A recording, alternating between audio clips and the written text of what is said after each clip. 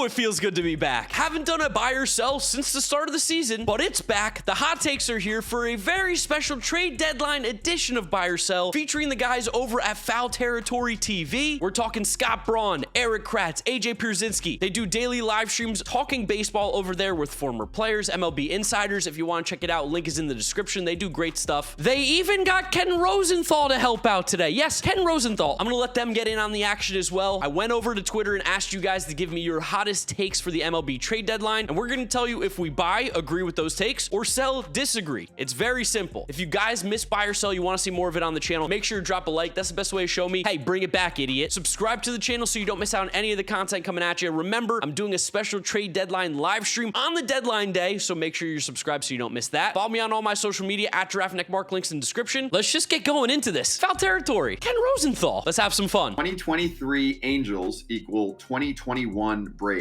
Parentheses. Small pieces acquired at the deadline become a huge part of a deep playoff push. I mean, the similarities end based on the fact that they picked up a bunch of guys. I love the moves they made, but come on. The Braves had the pitching staff that the Angels wish they had. Lucas Giolito is not Ian Anderson of that year. Yeah, Shohei's pitching like Max Fried was that year, but I mean, the rotation in the bullpen, they're not even close. I don't see it happening. I know we might get more Angels hate on here, but man, I would love to see it. Love to see Shohei in there, but I don't know that Randall Grichuk is going to bring what they're looking for. Yeah, he might bang some lefties, but I mean, a platoon guy, CJ Cron, no. Thing is what Kratz said. The Braves had better pitching. They had Fried, they had Anderson, they had Morton, they had all these guys, right? And their bullpen was stacked. They completely revamped with Peterson and Duvall and Rosario. But they also had Riley, they also had Acuna, they also had Swanson, they had Freddie Freeman, they had Darno behind the plate, and then their pitching staff. Which, if you look at the Angels, you go man for man. Yeah, they made some good moves. They don't live up to the 2021 Braves. And the bigger question for me is, will the Angels even get in? Because if you look at the American League, are they going to pass the Astros? Are they going to pass the Rangers? And then which ones of the East teams are they going to pass up? They still got a long ways to go to even get into the postseason. I just don't think they're as good as the teams that they're chasing. And the teams that they're chasing keep doing things too. I know I'm knocking Baltimore, but Baltimore's 2 or 3 notches above them, and they might win the division anyway. But when I go head to head with a lot of these teams, and I'm a schedule guy, I'm looking at schedule, they're in the gauntlet right now, didn't go off to a great start. They lost 2 out of 3, almost got swept if they didn't pull off the late win yesterday against the Blue Jays. Just not a good enough ball club. All right, this one comes from V-Twins 2008. It says, Mets come back and make the wild card with a crying laughing emoji. Yeah, I think that's fair. I think the crying laughing emoji is a funny one to have on this take, because I unfortunately have to sell this one. I think the Mets are going to be making trades. They're probably going to get rid of Canna, probably going to get rid of Tommy Pham. Maybe Justin Verlander is on the move. The guy that's been rumored, if they start selling off more and more pieces, this team is just going to get worse and worse. And let's be honest, it's not like they were very good this year. So I think it'd be hard to make the wild card with the current roster that they have. I imagine it's going to get worse. This is one of the few rare times that we're going to be talking about my Mets on this channel, and I'm not going to be saying they're winning the World Series, they're winning the division, they're going all the way. I think the Mets are probably not making the playoffs this year, so I am weirdly, it feels so strange, but I'm selling this one. I don't think they're coming back right now. Boy, would I love to be wrong. Buy or sell this hot take from Jay Margles. Cubs are buyers and make a splash to try to win the division. That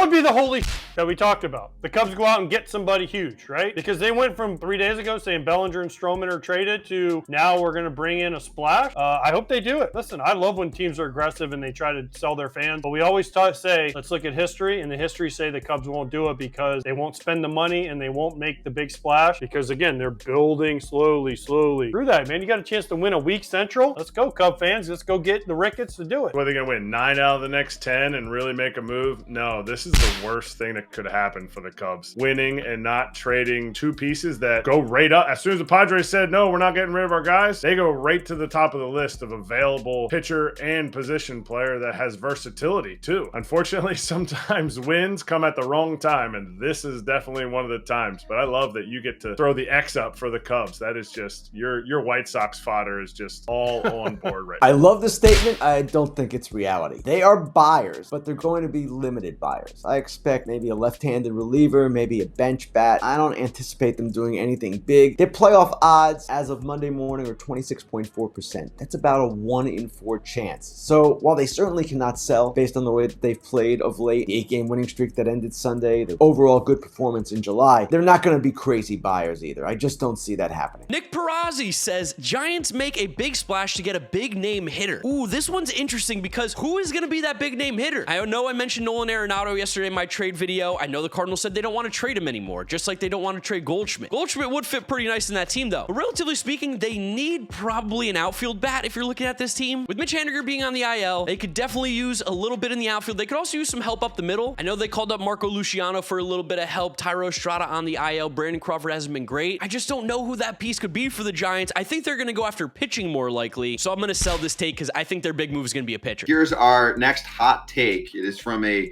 Scoot Brown, and he says, bring back 2 deadlines, please. I'll start. I feel like this guy actually is leading us somewhere. 2 deadlines was something we had years back, way back in the day, like, I don't know, 2021 or whatever year we got rid of that, where you'd have your July 31st-ish trade deadline, and then a month later, your waiver trade deadline. Reason why I think it's such a buy now, we have an extra wild card team, and it is the ultimate tease for so many teams and fan bases, which is great for the sport because it keeps more people involved, but it also is bringing a lot of false hope to ball clubs like the Angels and the Cubs right now, especially. First of all, Scoot Brown, he's smart. He looks like Scott Braun, except with better muscles and better hair. Maybe probably better looking. I love this. Here's the thing about the second deadline. You didn't often see very many major moves made after the deadline. And as a player, every player went through waivers in August just to see kind of who was out there. And it didn't happen very often, but every once in a while, a team would get caught and they'd get stuck with the player they didn't really want. It happened a couple, I think Randy Myers, happened with the White Sox with Alex Rios. Every once in a while, teams would get caught with, hey, we're not pulling that guy back. You got him. And teams are like, oh crap, like we didn't really want that guy, but okay, we'll take him. So I'm all for it because again, 2 weeks from now, the Cubs might lose 8 of 9 or the Padres might lose 5 in a row. And they're like, we should have sold Soto or we should have sold Hader, but you got about 24 hours, boys. Let's get it done. SCW says Braves trade Grissom and prospects to the Tigers for Eduardo Rodriguez, reuniting Grissom with his high school teammate Riley Green. I actually buy this one. I think there's a world where Vaughn Grissom gets moved. I think he's actually probably one of the more likely players or prospects in quotation marks to get traded. The Braves just seemingly don't seem to want to play him. There's kind of no spot. Orlando Arcia has been great this year, and Ozzy Albies has been really solid. They're both not really going anywhere anytime soon. And Vaughn Grissom has shown he can't really play shortstop. They're not very confident in his ability to play there. They have been mentioning that they want to go after a starter. Eduardo Rodriguez would be a very good starter. And a guy like Vaughn Grissom, I think he could fool the Tigers into thinking he's way more valuable than he actually is. So I could definitely see this one. I don't think it would be a bad trade for the Tigers either because you're getting rid of that money. Erod also does have an opt-out, which he might exercise. I think you would also maybe get a little bit more. I just don't think it's a one-for-one swap, but I could totally buy this SCW. Vaughn Grissom being traded to the Tigers for Eduardo Rodriguez, I think it's definitely in the realm of possibility. Ooh, Kenneth Beckman. Because of their lack of moves here at the deadline while division rivals are going all in, the Astros will not make the ALCS for the first time in 7 years. Man, have they really made the ALCS every year for 7 seasons? The Astros are so good. That team is cracked. What an organization. But I actually buy this one, Kenneth. I think as long as the Astros stay quiet, which they might at this deadline, I think they might miss out on the ALCS. The Rangers have made a lot of great moves, getting Jordan Montgomery, getting Max Scherzer. They're making noise, and I don't think they're done just yet. If the Astros don't do anything, they're falling behind the Rangers. I truly believe it. They are behind them right now. And I think you can make an argument that the Rangers have a better squad right now. I don't think the Angels are better than the Astros. I don't think they're creeping up. Like, they're still going to be in the playoffs, and once you get there, it really is just kind of a crapshoot. You get hot, you make good pitches, you have good players, you can make the ALCS. But the Orioles look good. The Rays look good. The Blue Jays will get stronger. There's a lot of really good teams in the American League, and if the Astros don't improve, yeah, I think they miss out on the ALCS, so I'm going to buy this take as well. I like that one. Caleb Centers says Reds will not make a move at the deadline. They better make a move. The Reds better make a move. They have a chance to make the postseason. They're having a phenomenal year with all that great young talent that they've called up. Sell, sell, sell. They have to make a move. Go get some pitching. Go get another bat. Whatever it is, the Reds need to continue to get better because right now they're in that window that I feel like we saw the 2015 Cubs in, where these guys are all super young, all being called up, all making an impact, and you have an opportunity to make the playoffs, make some noise. 2015 Cubs, of course, lost in the NLCS to my New York Mets, but we saw what happened the next year. They got better. They got stronger. They had the playoff experience. This is a huge season for the Reds if they want to continue to be a very, very good team in what is a very weak NL Central. So yeah, I'm going to sell this. The Reds have to make a move. If they don't, I think Reds fans should be pissed. Go get a pitcher. Go get someone. Go get Justin Verlander from the Mets. I'm in to give him to you. Just give me some prospects. You're loaded. Hey, Klay Thompson, didn't know you were a fan of the channel.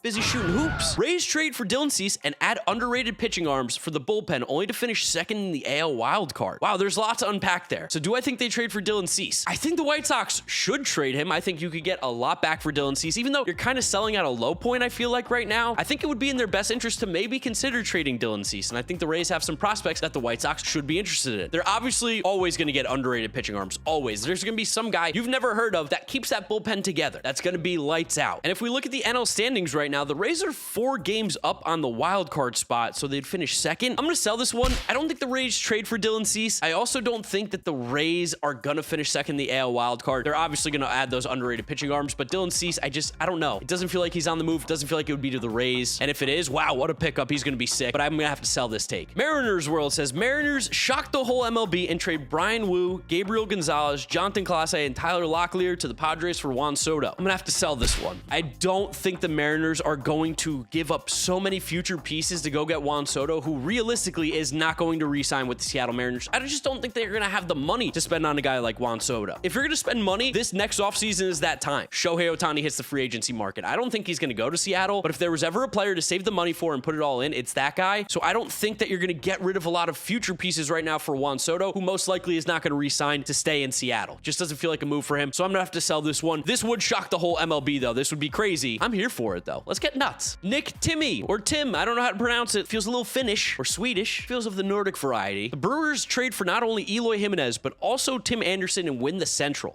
I don't buy this one. I don't see how Tim Anderson fits. I know Willy Adames has been bad, but Tim Anderson has been way worse. I guess you'd move Tim Anderson to second base maybe. I could totally see Eloy being on the move, although also Jerry Reinsdorf is a little bit stupid, a little bit crazy, and might not make any moves because he's Jerry Reinsdorf, or at least not make the moves that are necessary. Should definitely trade Tim Anderson. I just don't know if the Brewers are the fit, so I'm gonna like kind of sell this one. It's gonna be like a little sell. Put a little sell on there, Jackson, for me, because I don't feel comfortable about either way. It just feels like the Brewers might do something, but I just don't think it's this. Drew Slemp at Drew_Slemp says Juan Soto to the Orioles. Ooh, we could have some fun with this one. Imagine if the Orioles traded for Juan Soto. You bring him back to the DMV. You get a left-handed power bat who gets on base, who's one of the best hitters in baseball. In that ballpark where lefties are still king, they have a loaded farm system. Whoa! Does this trade make a ton of sense? Are the Orioles going to trade for Juan Soto? Probably not. But you know what? I'm going to buy this one. I'm going to buy it. The problem is you probably have to trade Jackson Holliday. You're not trading Jackson Holliday. That's not happening. He's one of the like 5 untouchable prospects, I think, in baseball right now. There's also a world where the Padres are like, we're not trading Juan Soto. We're not trading anybody. We're buying. AJ Prowler's like, I'm getting fired if we don't make the playoffs. I'm not getting rid of guys besides Blake Snell and Josh Hader. But man, if there was a team that could put a package together for Juan Soto that would make sense, it is without a doubt the Baltimore Orioles. This farm system's absolutely loaded, and the Padres need a little bit of help. The match is made in heaven. It's perfect. I'm buying it for the hype, but there's almost no chance this happens, I think. So last one,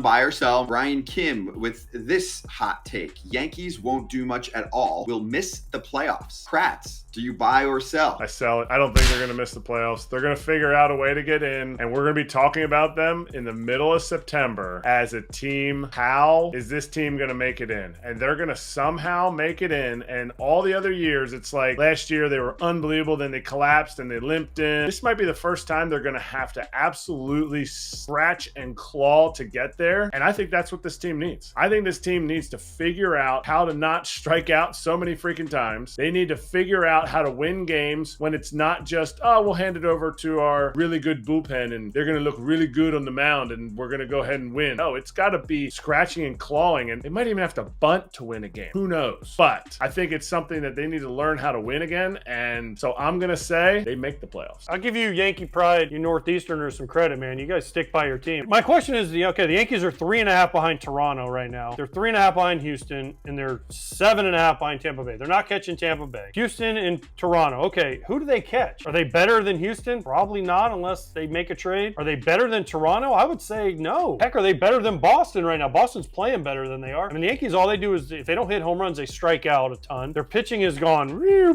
right? Their bullpen's worn out. They have to make a move for me, not only physically on the field, but mentally with the team and say, front office believes in us. You can't constantly have Aaron Boone out there saying, we're good with the guys we have. We're good with the guys we have. Brian Cashman needs to step up to the plate and say, all right, we're going to trade Jason Dominguez or somebody and say, here's the move we're going to make. I'm not saying they're going to do that, but make a move where people go, okay, there we go. The Yankees are invested, because right now, the way they're playing and the way the momentum has worked, hurt. They just don't look like a playoff team to me. And even if they get in, I don't know that people are going to be that afraid of them, other than maybe the Twins who haven't beaten them for years. That's why I'm buying this one from Brian. Yankees won't do much at all and will miss the playoff. I buy that. I think they're going to try and do something. Cashman has to. Cashman surely is on the hot seat. If they don't do anything and they miss the playoffs, he's got to lose his job, right? Same with Boone. There's too much pressure on these guys. So I sell the idea that they won't do much, but I totally buy the idea that the Yankees can miss the playoffs. This team is not that good. Aaron Judge is at least back, so that makes them feel a lot better. The offense is at least competent. They can win games because Aaron Judge can literally carry them there. But that lineup is terrible. The starting pitching is overrated.